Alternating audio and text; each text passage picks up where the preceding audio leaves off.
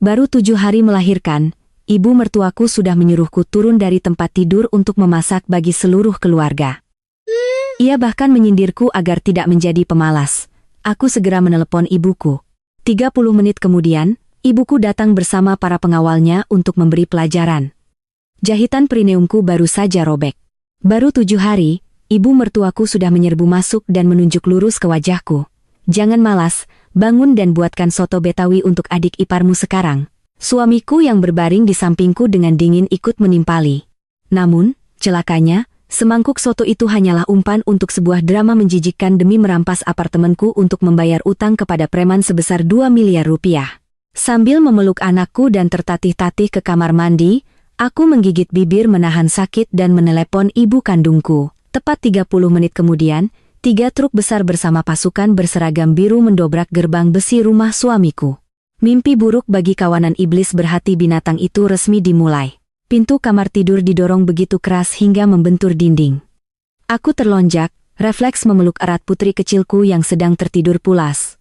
Jahitan perineumku terasa nyeri berdenyut-denyut. Aku baru melahirkan tepat 7 hari. Bangun, bangun. Sudah jam berapa ini masih bergelung di bawah selimut? Suara melengking Ibu Sari, ibu mertuaku, menusuk gendang telingaku. Aku mengerjapkan mata, melihat jam di ponsel. Pukul 05.30 pagi. Bu, kenapa membangunkan saya sepagi ini? Bayinya baru saja terlelap, bisikku lirih. Ibu Sari menerobos masuk, menarik ujung selimut dari tubuhku. Tidur apa? Kamu mau tidur sampai siang supaya ibu mertua yang melayanimu? Bangun, turun ke dapur, rebus tulang sapi. Cepat, Rina lagi kepingin makan soto Betawi. Aku tertegun, kalau Rina ingin soto, apa tidak bisa beli saja, Bu? Saya masih sakit sekali. Semalam jahitan saya berdarah. Wah, hebat sekali kamu ya, berani menyuruh, Ibu Sari berkacak pinggang. Rina itu kerja seharian, capek bayar listrik dan air. Dia ingin makan soto buatan rumah. Dan kamu sebagai kakak ipar di rumah cuma menumpang, tidak menghasilkan sepeser pun. Pelit tenaga? Saya tidak pelit, tapi saya baru melahirkan. Memangnya di dunia ini cuma kamu yang bisa melahirkan? Potongnya sinis. Kamu pikir dengan melahirkan anak perempuan kamu sudah jadi ratu? Dulu aku melahirkan Hendra, 3 hari kemudian sudah turun ke sawah. Ini baru 7 hari sudah banyak tingkah. Jangan jadi pemalas. Ucapan-ucapan itu bagaikan sabetan pisau. Aku menoleh ke arah Hendra, suamiku. Ia masih bergelung di bawah selimut, mendengkur, sama sekali tidak membela istrinya. Dengan susah payah, aku menyeret langkahku ke lantai keramik yang dingin. Di dapur, aku menyalakan lampu, mataku tertuju pada sisa makan malamku, semangkuk nasi dingin, 3 potong tempe orek kering, dan semangkuk sayur bening basi. Itulah hidangan pasca melahirkan bagiku. Lihat apa? Nyalakan kompor dan rebus tulangnya, dengus Ibu Sari. Aku berbalik. Kemarin saya minta tolong ibu belikan ceker ayam untuk dibuat sup agar ASI saya lancar. Ibu bilang tidak punya uang. Lalu uang untuk membeli tulang dan daging sapi ini, ibu dapat dari mana? Wajah Ibu Sari langsung masam. Ia menggebrak meja. Berani kamu menginterogasiku? Ini uangku, kamu itu menumpang hidup. Kalau tidak menghasilkan uang, jangan banyak menuntut. Kalau ASI tidak keluar, kasih saja air tajin. Dulu aku membesarkan Hendra juga pakai air tajin. Menumpang? Aku tersenyum pahit. Lebih dari 100 juta rupiah uang cuti melahirkan saya baru saja masuk. Ibu memaksa saya menarik semuanya untuk biaya perawatan cucu.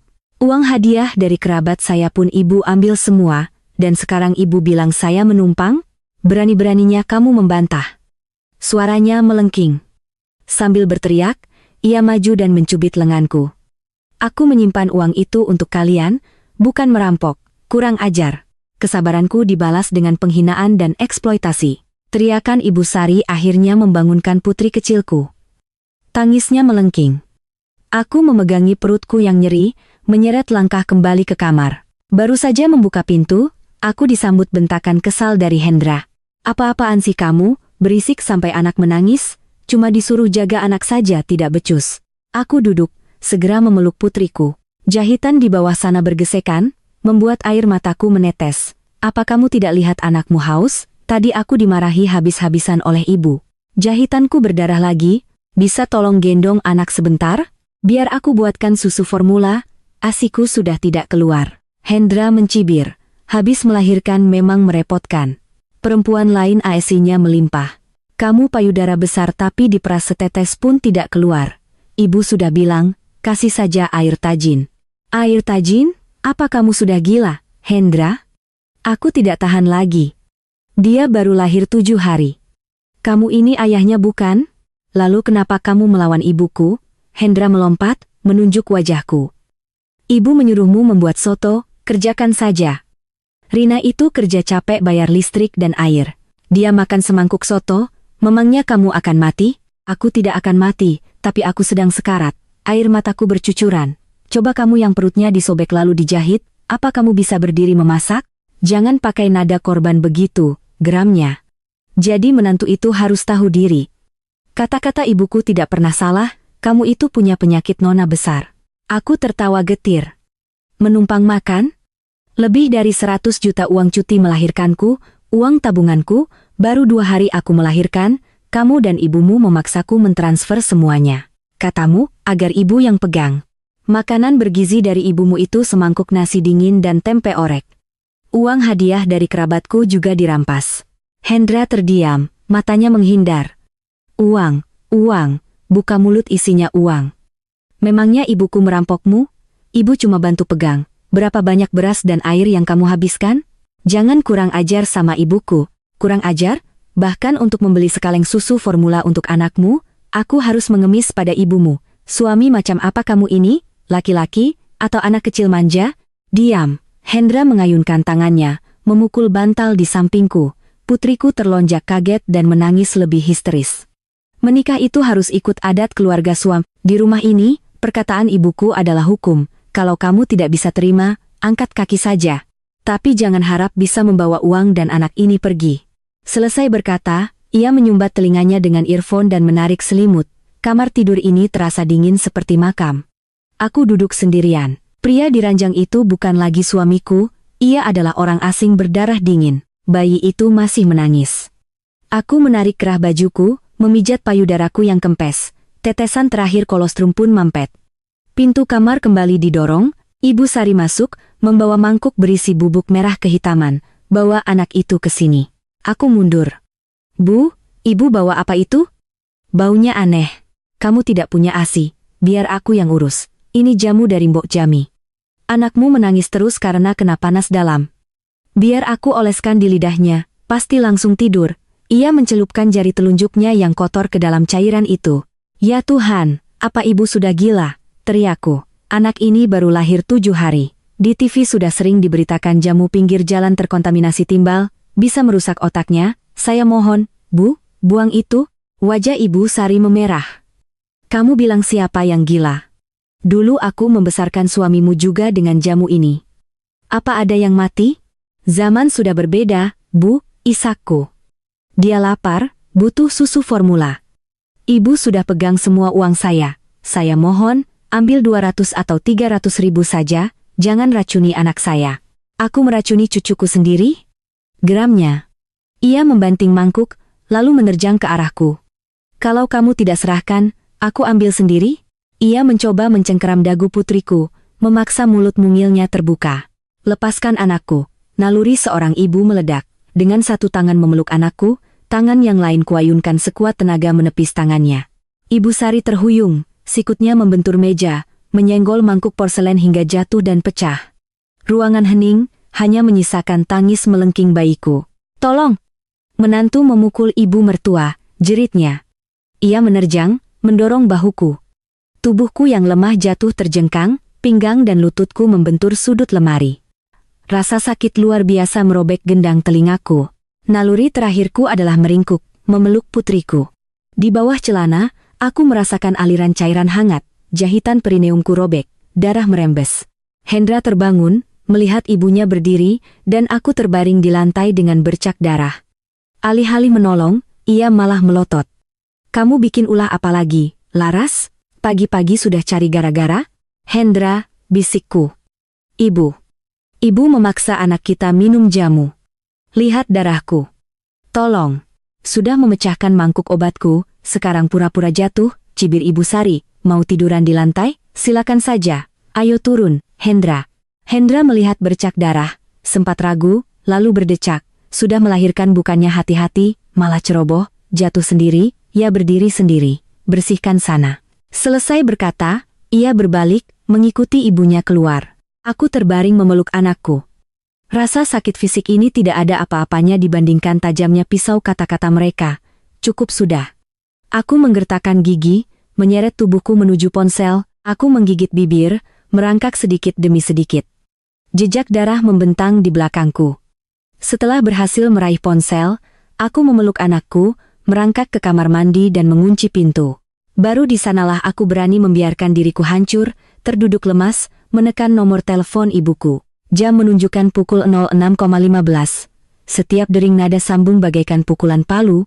Halo, Laras, nak, di seberang sana, ibuku, Ibu Dewi, mengangkat telepon. Suaranya serak, khas wanita yang separuh hidupnya bergelut di toko material. Hanya dengan satu sapaan, semua ketegaranku hancur. Ibu, rintihku, tolong Laras. Suasana di seberang sana hening. Laras, ada apa? Siapa yang berbuat macam-macam? Ibu. Ibu Sari. Dia membeli jamu, memaksa bayi meminumnya. Aku menepis mangkuknya, lalu dia mendorongku hingga jatuh. Pinggangku terbentur. Apa? Dia berani menyentuh cucuku? Suara ibuku menggelegar. Lalu di mana Hendra? Dia. Dia bilang aku jatuh sendiri dan menyuruhku membersihkan darahku. Aku menatap celana dalamku yang basah oleh darah. Ibu, jahitan saya robek. Darahnya banyak sekali. Saya sakit. Tidak ada kata-kata penghiburan. Begitulah ibuku. Kamu di mana sekarang? Aku mengunci diri di kamar mandi, Bu. Aku takut. Bagus. Dengar kata ibu, suaranya sedingin es. Pertama, berhenti menangis. Kedua, ambil handuk, lilitkan anakmu. Ketiga, ambil tisu, sumpalkan ke bagian yang robek. Jangan pernah membuka pintu untuk siapapun. Hanya buka kalau kamu mendengar suara ibu. Paham? Iya, Bu. Tapi ibu mau apa? Ibu datang sendiri? Ibuku tertawa sinis. Takut? Gerombolan cacing itu bisa kuremas mati kapan saja. 30 menit lagi aku akan ratakan rumah itu. Pejamkan mata dan istirahatlah, nak. Panggilan berakhir. Aku terduduk, menatap putriku. Jangan takut, bisikku, nenek akan datang. Ketenangan itu tidak berlangsung lama. Dari luar, aku mendengar suara langkah kaki Hendra. Sialan, di mana perempuan ini menyembunyikan sertifikat apartemen itu? Kalau begini terus, bisa-bisa preman itu membacok seisi rumah. Seluruh tubuhku membeku. Sertifikat apartemen, preman, sertifikat apartemen 2 kamar tidur, aset yang kubeli dengan keringatku. Kenapa dia mencarinya? Preman mana yang dia maksud? Aku membekap mulut, menahan napas. Sebuah sudut gelap keluarga ini mulai tersingkap. Aku meringkuk di kamar mandi. Suara laci ditarik, pakaian diobrak-abrik, Hendra sedang mencari sesuatu. Sudah ketemu, nak? Suara Ibu Sari terdengar. Belum, Bu, bentak Hendra kesal. Sudah kuobrak-abrik seluruh lemari, tapi tidak ada. Brankas kecil itu, si Laras sudah ganti kata sandinya. Dasar bodoh kamu, desis Ibu Sari. Geng Tony Cobra sudah mengirim pesan. Kalau sore ini tidak bisa siapkan 300 juta untuk bunga utang, adiknya akan dipotong tangannya. Mereka sudah melempar terasi ke gerbang sejak jam 3 pagi. Aku tertegun. Tony Cobra? Lemparan terasi? Rina, adik iparku yang selalu menenteng tas bermerek, ternyata terlilit utang rentenir. Tapi, Bu, apartemen itu atas nama Laras. Tanpa tanda tangannya, bank atau rentenir manapun tidak akan mau menerima gadai. Ternyata target mereka bukan hanya uangku, tapi apartemenku. Makanya ibu harus turun tangan, tawa sinis Ibu Sari terdengar. Coba kamu pikir, untuk apa aku menyuruhnya bangun pagi? Untuk mencari alasan mengusir pengasuh anak, hemat 7 juta sebulan. Lagi pula, perempuan setelah melahirkan itu psikologinya lemah. Kamu dukung saja ibu, maki dia. Saat dia paling terpuruk, bujuk dia. Selipkan SHM itu, bilang saja untuk mengurus akta kelahiran, dia pasti akan tanda tangan. Ibu memang hebat, suara Hendra menjilat. Tadi pagi aku juga pura-pura mau menamparnya. Mati? Aku cuma beli sesendok tepung kanji dicampur pewarna makanan. Bukan obat sungguhan. Intinya aku punya alasan untuk menuduhnya kurang ajar. Kalau dia mau kabur, aku akan berkoar-koar kalau dia perempuan tidak tahu malu. Aku merasa mual. Mereka tidak menganggapku manusia. Mereka menganggapku seekor domba untuk disembelih demi menyelamatkan keluarga mereka. Lalu sekarang bagaimana? Dia mengunci diri di kamar mandi, kata Hendra. Biarkan saja, jawab Ibu Sari. Jahitannya robek. Paling lama setengah jam lagi, dia pingsan. Saat itu, kamu dobrak saja pintunya, sodorkan surat kuasa, bubuhkan cap jempolnya. Setelah selesai, baru panggil ambulans. Kegelapan menyelimuti, tapi di sudut kamar mandi ini, sosok perempuan lemah bernama Laras telah mati. Gigiku bergemeletuk. Sertifikat itu tersembunyi di dasar tumpukan popok bayiku. Firasat seorang wanita telah menyelamatkanku. Ingin kap jempolku? Ingin menghisap darahku? Aku mengelus lembut wajah putriku. Kuat ya, nak. 15 menit lagi, nenek akan tiba. Suara gebrakan keras di jendela ruang tamu terdengar. Bum, bum, diiringi suara klakson truk yang melengking panjang. Aku membuka mata. Jantungku berdebar. Ibuku sudah tiba. Apa-apaan ini? Suara Hendra dari halaman bawah terdengar. Siapa yang parkir truk seenaknya? Hendra, buka gerbang ini sekarang juga. Suara ibuku menggelegar seperti guntur. Ibu mertua. Suara Hendra tergagap. Kenapa ibu datang jam segini? Aku bilang, buka gerbangnya. Apa kamu tuli? Ibuku berteriak, diikuti suara gebrakan di gerbang. Andi, ambil tang pemotong baut itu, potong gemboknya.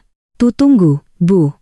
Kalau ada masalah, bisa dibicarakan. Suara Ibu Sari melengking, mencoba memakai nada manis. Laras sedang tidur, Bu. Jangan berisik. Sebuah suara plak yang nyaring terdengar. Putriku, cucuku, berlumuran darah meneleponku. Dan kau bilang dia sedang tidur? Dasar ibu mertua berhati binatang. Kalian berniat membunuh putriku untuk merampas rumahnya demi membayar utang Rina. Kalian pikir Dewi ini sudah mati? Ibu bicara sembarangan apa? Siapa yang merampas rumah? Potong. Krek, tak. Suara gembok putus. Gerbang didobrak. Aku bisa membayangkan ibuku dengan pakaian kerja, matanya memerah, menerobos masuk. Di belakangnya, lebih dari 10 kuli dari toko materialnya, pria-pria kekar berseragam biru, tangan mereka menggenggam linggis, pipa besi, dan tali tambang. Di mana Laras? Ibuku menggeram, mencengkeram kerah baju Hendra. Bu, tenang dulu. Istri saya sedang marah, mengunci diri. Minggir kau. Terdengar suara langkah kaki berat menaiki tangga. Laras, ini ibu, kamu di mana nak? Aku bersandar di pintu. Ibu, aku di dalam sini. Aku kunci. Mundur, nak, jauhi pintunya. Ibuku berteriak, dobrak pintu ini. Satu tendangan keras dari seorang sopir truk menghantam pintu, kunci hancur, pintu terbuka. Ahai. Saat melihatku meringkuk di lantai, wajahku pucat, memeluk bayi, dan genangan darah di bawahku, langkah wanita baja itu terhenti. Beliau berlutut, kedua tangannya gemetar memegang bahuku. Ya Tuhan, anakku, cucuku. Ibuku menangis. Ibu, aku berhasil menjaganya, bisikku, mengeluarkan bungkusan plastik berisi sertifikat dan memberikannya. Mereka mau memaksa saya tanda tangan. Ibuku melihat sertifikat itu, lalu menatap genangan darah. Beliau menggertakkan gigi. Di mana Hendra? Seret dia ke sini. Kurang dari 10 detik, Hendra diseret, dilempar ke lantai kamar, tepat di dekat jejak darahku. Ibu Sari terseok-seok mengikuti. Ibuku perlahan berdiri, melangkah keluar, sepatunya menginjak genangan darah. Beliau berjalan ke hadapan Hendra, menjambak rambutnya. Lihat, buka mata anjingmu itu. Ibuku menunjuk genangan darah. Istrimu melahirkan anak untuk keluargamu. Kamu bersekongkol dengan ibumu mendorongnya hingga jahitannya robek. Kalian meninggalkannya untuk mencari sertifikat. Bu, bukan saya, itu ibu saya. Sebuah tamparan keras mendarat di pipi Hendra. Jangan pernah memanggilku ibu. Aku tidak melahirkan binatang sepertimu. Ibuku mengeluarkan setumpuk kertas dan melemparkannya ke wajah Ibu Sari. Ibu Sari, akting Anda bagus sekali. Hari ini semua kebusukan di rumah Anda ini akan saya bongkar habis. Tumpukan kertas itu menghantam wajah Ibu Sari. Ia seolah tersadar. Naluri bertahan hidupnya bangkit. Ia mengacak-acak rambutnya, berlari ke balkon, memanjat pagar, dan berteriak, "Tolong, tolong, tetangga. Besan membawa preman untuk membantai saya." Perampokan, pembunuhan. Jendela-jendela mulai terbuka. Ibu Sari semakin bersemangat. Keluarga saya sial mendapatkan menantu tidak tahu diri. Dia melahirkan anak perempuan, tapi lagaknya seperti melahirkan emas. Saya hanya menasihatinya, dia sudah membanting mangkuk lalu sengaja jatuh untuk memfitnah saya. Mendengar itu, aku hendak membantah, tapi ibuku mengangkat tangan. Beliau sangat tenang, beliau tidak repot-repot berdebat. Beliau dengan santai mengambil tisu, membersihkan noda darah, lalu menarik kursi. Teruslah berteriak, "Bu Sari," suara ibuku datar, "biar saya bantu beri arahan." Ibu Sari terdiam sejenak. "Ibu mau memfitnah apa lagi?" Ibuku tertawa sinis. "Anda bilang perempuan sudah menikah harus ikut keluarga suami. Kalau begitu, apa yang sudah keluarga Anda berikan pada Laras selain semangkuk nasi dingin? Preman yang sebenarnya, mereka datang sejak jam 3 pagi tadi." Ibu Sari dan Hendra mendengar kata preman, wajahnya langsung pucat. "Bu, diam, Bu, nanti semua orang dengar." "Memfitnah? Maksud Anda bau terasi yang menyengat jam 3 pagi tadi?" Tony Cobra mengirim pesan pada putri Anda, Rina, mengancam jika sore ini tidak membayar bunga 300 juta, tangannya akan dipotong. Anda pikir di dunia ini hanya kalian berdua yang bisa membaca? Jendela-jendela tetangga menjadi lebih ramai. "Tuh kan, katanya si Rina itu main judi online, utangnya sampai miliaran." Wajah Ibu Sari menjadi kelabu. Ibuku belum berhenti. Beliau mengangkat sertifikat tinggi-tinggi. "Anda bilang putri saya pura-pura sakit? Lihat genangan darah itu. Jahitan bekas melahirkannya robek, tapi kalian mengurungnya untuk mencari ini, kan? Kalian berniat memaksa Laras menandatangani surat gadai untuk membayar utang Rina. Anda pikir saya bodoh?" Hendra gemetar, menangkupkan kedua tangannya. Ibu Dewi, mohon hargai saya. Kita selesaikan secara kekeluargaan." "Kekeluargaan?" Ibuku berbalik ke arahnya. "Kamu punya hak apa memanggilku ibu? Istrimu melahirkan, kesakitan. Kamu biarkan ibumu memaksanya minum ramuan. Dia jatuh, berdarah, kamu bilang dia berakting. Dasar pengecut. Hari ini aku akan tunjukkan wajah aslimu pada seluruh kompleks ini." Ibu Sari kini benar-benar hancur. "Uang? Uang apa? Dia jadi menantu, makan dan tinggal di sini." Ibuku tertawa. "Andi, ambil tas kulit sapi hitam di truk." Pak Andi meletakkan tas itu di atas ranjang. Ibuku membukanya, mengeluarkan buku tebal dan setumpuk kertas. "Ibu Sari, hari ini kita hitung-hitungan. Kertas putih tinta hitam. Kalau membantah, saya tampar sampai gigi Anda rontok." Ibuku mengambil lembar tagihan pertama. "Tahun lalu, rumah ini bocor. Siapa yang memanggil tukang? Siapa yang mengangkut bata, semen, keramik? Laras, 800 juta, biaya material dan tukang." Laras menarik habis seluruh tabungannya. Lantai keramik tempat Laras jatuh berdarah, langit-langit gipsum, itu semua hasil keringat putriku. Dia jadi menantu, harus bertanggung jawab merawat rumah. "Diam." Dia mengeluarkan 800 juta untuk merenovasi rumah yang sertifikatnya masih atas nama Anda. Anda tidak memasukkan namanya. Dia bodoh, karena percaya pada Anda. Ibuku mengambil BPKB motor. "Hendra, motor yang kamu pakai pamer itu, uangnya dari mana? Gajimu cuma 5 juta. Motor seharga 80 juta itu Laras yang membelikannya sebagai hadiah ulang tahun. Laki-laki berjas, naik motor dibelikan istri, pulang ke rumah main game membiarkan istri hamil tua menggosok toilet. Coba kamu pejamkan mata, apa kamu tidak merasa punya ekor?" Para tetangga di balkon riuh. "Kukira hebat, ternyata cuma numpang hidup." Hendra menunduk malu. Aku memeluk anakku, air mataku mengalir. "Ibu, maafkan Laras." "Laras bodoh." Ibuku menoleh, tatapannya melembut. "Kamu tidak bodoh, kamu hanya terlalu baik. Hari ini ibu akan menagih semuanya kembali untukmu." Beliau mengambil lembar terakhir bukti transfer, dan ini, 130 juta uang cuti melahirkan Laras, ditambah 40 juta uang hadiah. Anda memaksa Laras mentransfernya. Anda memberinya gizi dengan semangkuk air tajin.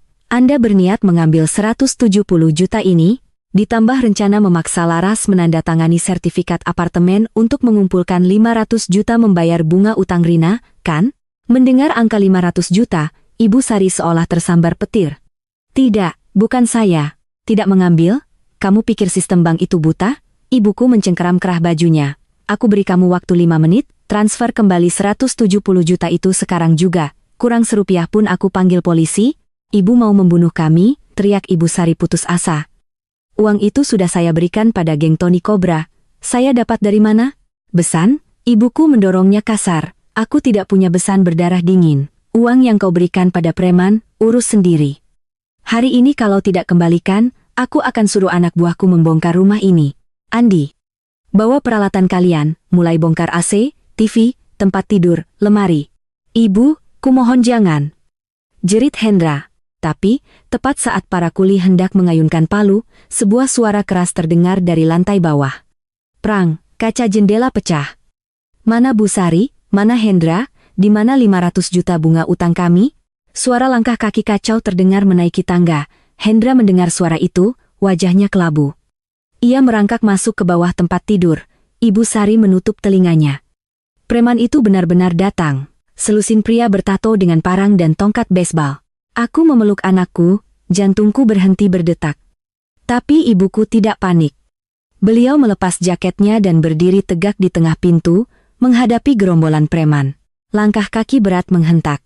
Pintu kamar terbuka. Bau keringat dan rokok murah menusuk hidung. Berdiri di ambang pintu adalah Tony Cobra, preman terkenal dengan bekas luka di alisnya. Tangannya menggenggam pipa besi. Di belakangnya, selusin anak buah. Tapi langkahnya terhenti. Ia mengerutkan kening. Bukannya melihat keluarga gemetar, yang dilihatnya adalah tim berseragam biru, belasan pria kekar, dan di tengahnya, ibuku. Nenek tua, minggir. Bentak Tony Cobra.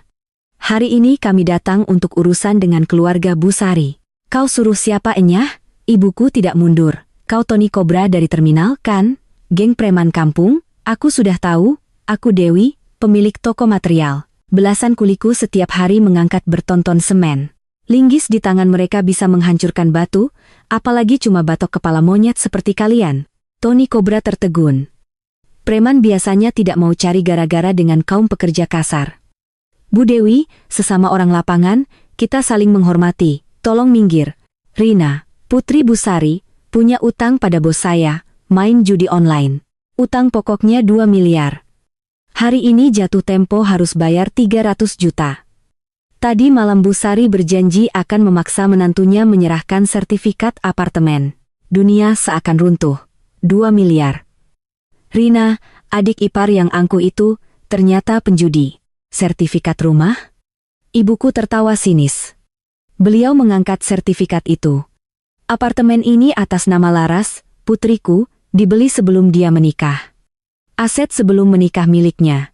Tanda tangannya yang dipaksakan saat dia pendarahan, kau bawa ke notaris pun akan dibuang. Tapi Bu Sari berjanji. Kalau dia berjanji, kau tagih saja padanya, potong ibuku. Beliau menunjuk sudut dinding dan kolong tempat tidur. Utang ada pemiliknya. Musuh kalian sedang meringkuk di bawah tempat tidur itu, masuk dan seret mereka keluar. Selesai berkata, ibuku mengangguk pada Pak Andi.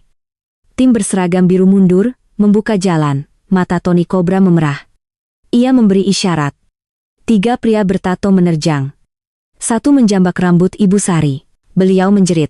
2 lainnya merangkak ke bawah tempat tidur, menarik Hendra keluar seperti anjing mati. Anjing pengecut. Tony Cobra berjongkok, mencengkeram kerah Hendra. Kau mengaku sebagai kakak Rina, kan? Tadi malam kau bilang akan membujuk istrimu. Kenapa sekarang bersembunyi? Bos, ampuni saya. Hendra menangkupkan tangan. Istri saya menyembunyikan sertifikatnya. Ibu mertua saya datang. Pinjam apa? Tony Cobra menamparnya. Sore ini kalau tidak ada 300 juta, aku potong 2 jarimu. Mendengar itu, Ibu Sari merangkak, memegangi ujung celana ibuku. Bu Dewi, saya mohon selamatkan anak saya. Pinjami saya 300 juta, nanti saya jadi pembantu. Mendengar permohonan itu, perutku mual. Ibuku menunduk, menatap Ibu Sari dengan hina. Bu Sari, jangan bawa-bawa status menantu. Sejak putri saya melangkah keluar dari kamar mandi penuh darah ini, dia bukan lagi menantu keluarga Hendra. Saya lebih baik dia menjadi ibu tunggal daripada hidup di kandang binatang ini. Ibuku menoleh padaku. Laras, apa kamu bisa jalan? Ambil sertifikat. Gendong cucuku. Kita pulang. Bisa jalan tidak, nak? Suara ibuku yang berat dan hangat menggema. Beliau mengulurkan tangan. Aku menarik napas dan mengangguk. Aku menggertakkan gigi, berpegangan pada bahu ibuku, menyeret langkahku keluar. Putriku digendong rapi oleh Pak Andi. Baru saja melangkah, sesosok tubuh melesat dari bawah tempat tidur dan memeluk pergelangan kakiku. Laras, sayang, jangan pergi. Kalau kamu pergi, mereka akan membunuhku. Itu Hendra. Wajahnya penuh air mata. Apartemen itu kita jual saja. Sisanya aku bersumpah akan bekerja keras. Kita kan punya anak. Aku menunduk, menatapnya dengan jijik. Suami? Kamu masih berani menyebut dirimu suami? Saat ibumu mencoba memasukkan ramuan beracun ke mulut putriku, kamu di mana? Saat ibumu mendorongku hingga jahitanku robek, kamu di mana? Kamu hanya melihat. Kamu bilang aku berakting. Kamu bersekongkol merampas asetku, dan sekarang kamu menjadikan anak ini sebagai tameng? Aku dipaksa ibu. Jangan menyalahkan ibumu lagi, teriakku. Dia memang jahat, tapi untuk melindungi putri kandungnya. Sedangkan kamu, pengecut parasit yang menghisap darah istri. Kamu bahkan tidak lebih baik dari sampah. Dari sudut, Ibu Sari berteriak, menantu tidak tahu berterima kasih. Kamu akan kena karma. Ibuku tersenyum sinis. Karma datang lebih cepat, Sari. Karmamu adalah kau sedang terkapar di bawah kaki preman. Beliau menepuk bahuku. Ayo, nak. Aku berbalik, meninggalkan jeritan putus asa Hendra yang diseret kembali oleh para preman. Sampai di halaman, aku menarik napas. 3 truk besar terparkir. Para kuli berbaris, memberikan perlindungan. Aku bersandar di kap mobil, terengah-engah. Aku menatap ibuku. Pinjamkan aku kertas dan pulpen. Ibuku mengerti. Pak Andi segera mengambil selembar kertas dan pulpen. Aku meletakkannya di kap mesin. Tanganku masih ternoda darah, tanpa gemetar, aku menulis surat gugatan cerai. Aku menandatanganinya dengan goresan tegas. Noda darah meninggalkan bekas merah di samping tanda tangan. Tepat saat itu, Tony Cobra menyeret Hendra keluar, melemparkannya ke halaman. Ibu Sari terseok-seok mengikuti. Aku melangkah maju, berdiri tegak, menatapnya. Aku melemparkan surat itu ke wajahnya. Apa ini? Ia mengambilnya. Cerai? Tidak, kamu tidak bisa meninggalkanku. Aku bisa mati. Kalau begitu, serahkan saja tanganmu, desisku. Seorang pria yang menukar nyawa istri dan anaknya demi keselamatan diri sendiri, untuk apa punya tangan? Hubungan yang kau bicarakan itu sudah kau bunuh sendiri. Wajah Hendra pucat. Aku menunjuk lurus ke wajahnya, berbicara lantang di hadapan semua orang. Sejak goresan pena ini dibuat, kau dan aku tidak punya hubungan apa-apa. Utang keluargamu, nyawa keluargamu, urus sendiri. Aku lebih baik menjadi anjing liar daripada menjadi nyonya di sarang iblis ini. Kau membunuh keluargaku. Jerit Ibu Sari, tapi langsung ditendang oleh anak buah Tony Cobra. Aku menoleh ke arah Tony Cobra. Sertifikat rumah ini milikku. Keluarga Hendra tidak punya hak, jalankan saja hukum preman kalian. Tapi kalau kalian berani menyentuh sehelai rambut pun dari ibu dan anak ini, toko material Dewi Jaya tidak akan segan-segan menebar terasi dari sini sampai ke pangkalan kalian. Tony Cobra tersenyum miring. Hebat juga. Tenang saja, kami hanya butuh uang. Hei, Hendra, cepat tanda tangani. Hendra gemetar, menandatangani surat itu. Tulisannya miring, sama seperti karakternya. Aku mengambil kertas itu, melipatnya, dan menyimpannya. Selesai. Aku berbalik, berjalan menuju mobil ibuku.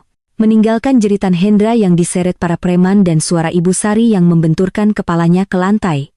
Langit memang, setelah menyimpan surat cerai itu, aku memeluk erat anakku, berbalik, dan berjalan menuju truk pikap ibuku.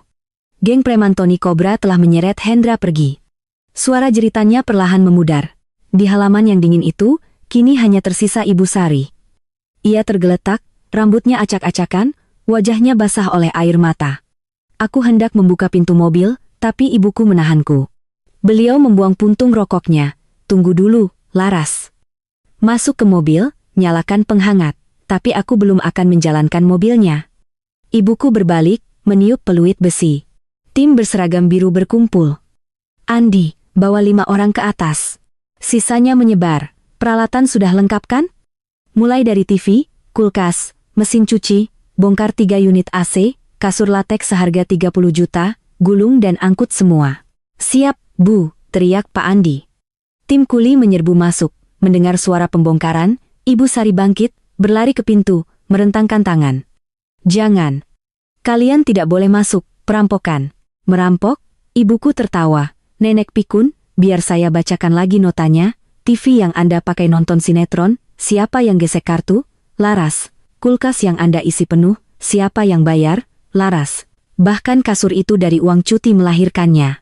Rumah ini, selain cangkang beton, apa ada satu mangkuk pun milik Anda? Dari dalam, suara bor terdengar. Tak lama kemudian, Pak Andi dan seorang kuli menggotong TV besar. Aduh, pelan-pelan, nak, itu punya saya, rintih Ibu Sari. Berikutnya, kulkas raksasa. Makanan mahal di dalamnya dilempar begitu saja. Ya Tuhan, daging sapiku, tangis Ibu Sari. Makan apa itu urusan kalian, kata ibuku dingin. Saat kau memasukkan racun ke mulut cucuku, apa kau berpikir dia akan hidup? Aku akan membawanya pulang dan membuangnya ke pinggir jalan. Dari lantai 2, 3 unit outdoor AC, kasur king size, meja rias, bahkan box bayi diangkut. Rumah 3 lantai itu, dalam waktu kurang dari 30 menit, menjadi kosong. Dinding berlubang, lantai penuh sampah. Ibu Sari terduduk lemas, menangis terseduh-seduh. Tangisannya menggema di antara dinding kosong. Harga yang harus dibayar atas kekejamannya datang terlalu cepat. Aku duduk di kabin truk. Luka di tubuhku masih sakit, tapi darah sudah berhenti. Putri kecilku tertidur pulas. Sudah selesai semuanya, suara ibuku lantang. Lapor, Bu, sudah bersih, jawab Pak Andi. Bagus, bubar. Ibuku naik ke mobil, mengelus pipiku. Kita pulang nak. Badai sudah berlalu. 3 truk besar melaju. Melalui kaca spion, aku melihat rumah itu untuk terakhir kalinya. Itu bukan lagi nerakaku.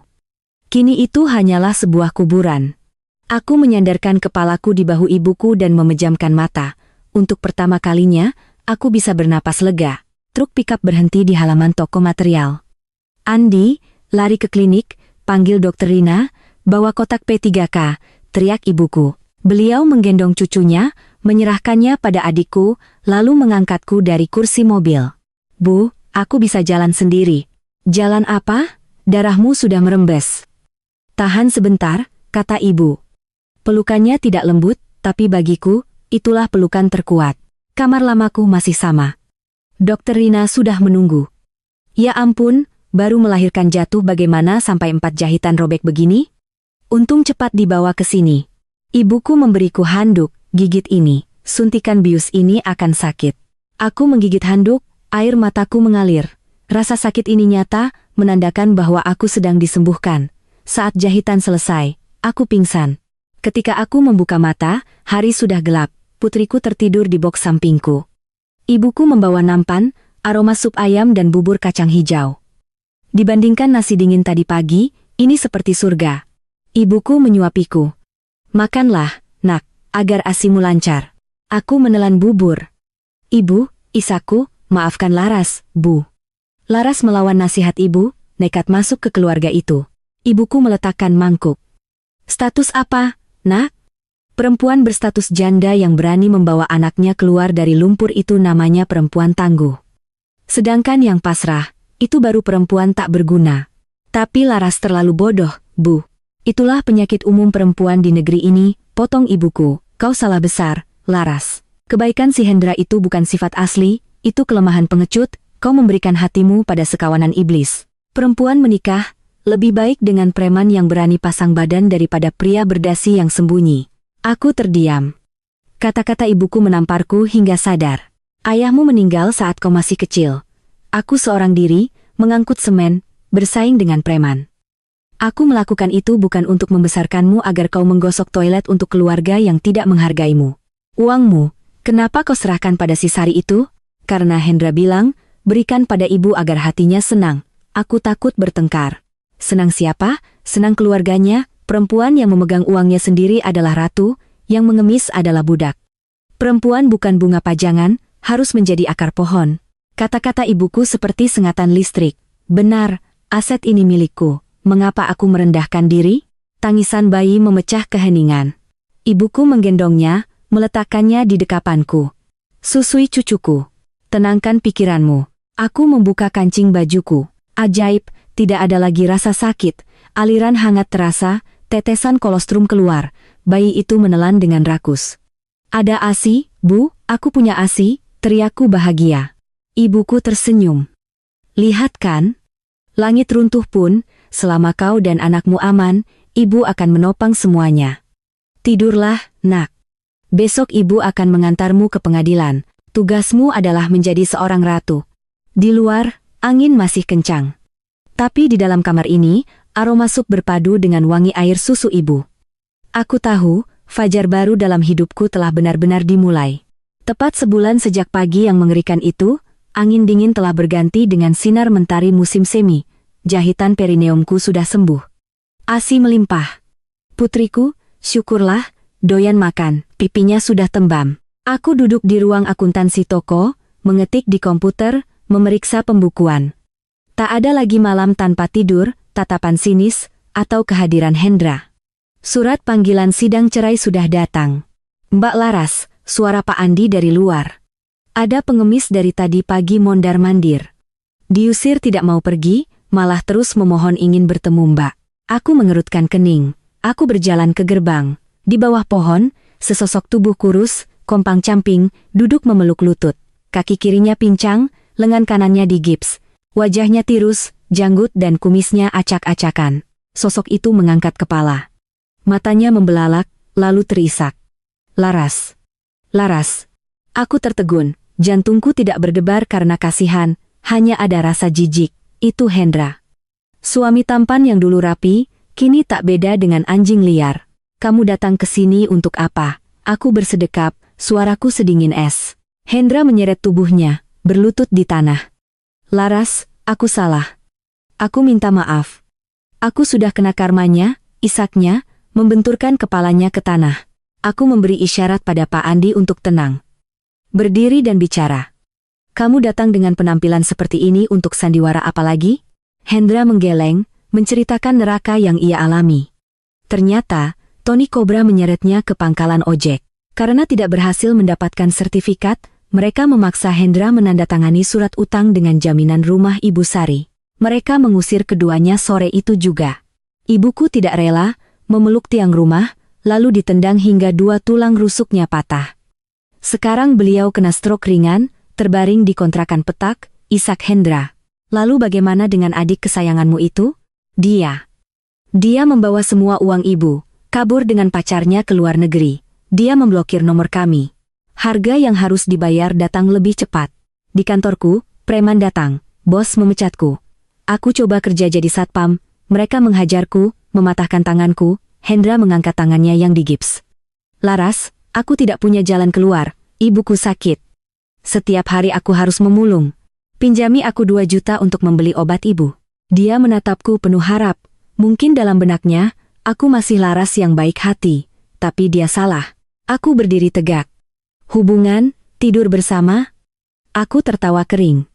Kau punya hak apa? Saat ibumu mencoba memasukkan racun ke mulut putriku, kau di mana? Saat ibumu mendorongku hingga jahitanku robek, kau di mana? Kamu hanya melihat.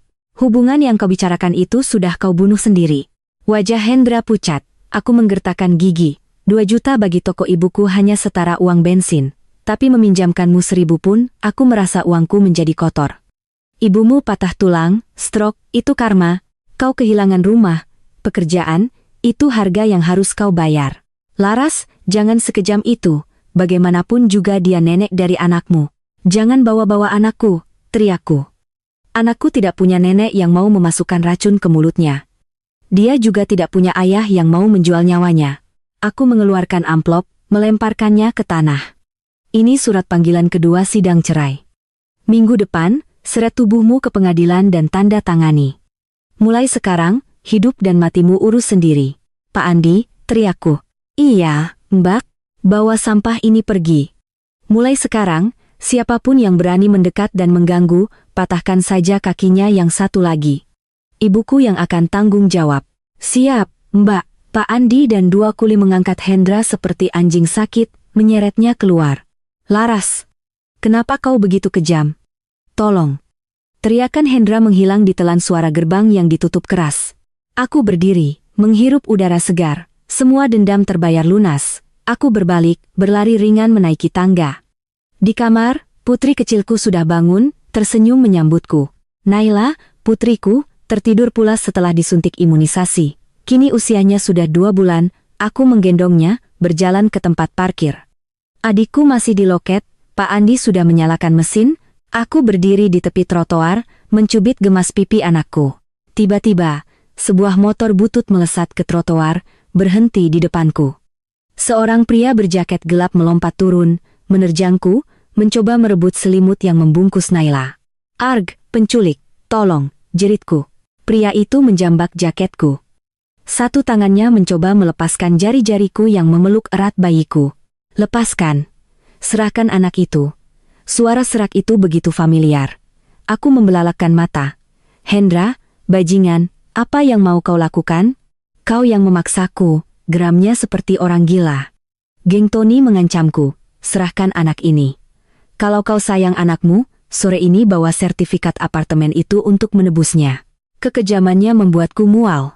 "Kau itu binatang, bukan manusia," desisku, menggigit pergelangan tangannya. "Arg, beraninya kau menggigitku." Ia mengangkat kakinya, hendak menendang perutku. Sebuah suara tak yang keras terdengar. Hendra menjerit, jatuh terguling. Di hadapanku Pak Andi berdiri sambil menggenggam kunci Inggris baja. "Dasar binatang, kau berani menyentuh sehelai rambut cucu Bu Dewi." Seketika, adikku berlari keluar diikuti satpam. Beberapa pria ikut mengerumuni, melepaskan helm dan masker Hendra. "Ya Tuhan, ayah kandung kok menculik anak. Panggil polisi. Iblis seperti ini harus dipenjara." Hendra ditelungkupkan ke lantai. Ia menatapku, "Laras, tolong aku cuma pura-pura." Ibu terbaring sakit menunggu aku bawa uang. Aku melangkah mendekat. Aku mengangkat dagu, suaraku jelas dan lantang. "Sudah lapor polisi, Pak Andi?" "Sudah, Mbak." 3 menit lagi mobil patroli datang. Aku menatap lurus ke mata Hendra. "Dengar baik-baik, Hendra. Ibumu sakit, kau diancam preman, itu karma. Tapi hari ini, kau mencoba menculik anak kecil, CCTV sudah merekam. Aku bukan lagi guru TK lemah. Aku akan menuntutmu dengan pasal pidana. Masuklah ke penjara." "Laras, jangan. Aku bisa mati di penjara." Tepat saat itu, sirine mobil polisi melengking. 2 polisi turun, memborgolnya. Ia diseret, dilempar ke mobil patroli. Aku berdiri, mengelus punggung Naila.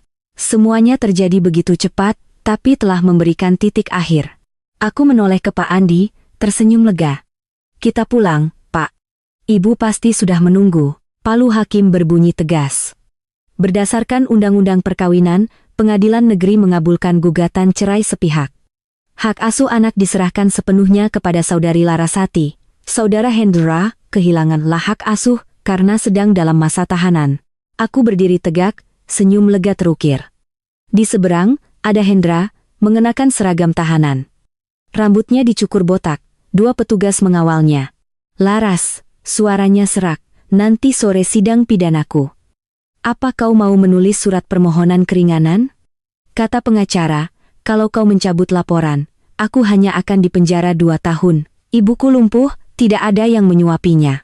Aku menoleh, menatapnya tajam. "Keringanan? Kau menggunakan nyawa putri kandungmu untuk memeras. Kau menendang perut perempuan yang baru melahirkan. Apakah hukum harus memberikan keringanan untuk binatang buas? Tapi ibuku, beliau akan mati, Laras. Jangan gunakan moralitas palsu. Saat ibumu memasukkan ramuan beracun ke mulut Naila, apa dia berpikir Naila akan mati? Saat kalian mengurungku, apa kalian berpikir aku akan mati? Karma telah tiba.